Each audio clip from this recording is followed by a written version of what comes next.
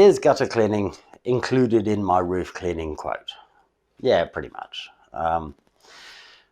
When we're cleaning your roof, when we're sanitizing your roof, moss is going to fall off. We're making a mess.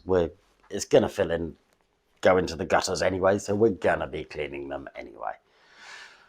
Obviously, on a commercial job, if you got a school or a hospital or a whatever, I mean, you got miles of guttering, then that's another matter. I mean, we do jobs of £2, £3, £4,000, 6, 8 more, just for gutter cleaning alone.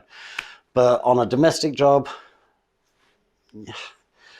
sometimes our homeowners let it go a bit. Your gutters are black, moss has fallen down, it's mulched down, it's made of peat, birds have dropped seeds, you've got growth in your gutters, then it does become a job in its own right. So it might then factor a bit of an additional cost, but 9 times out of 10, you're golden.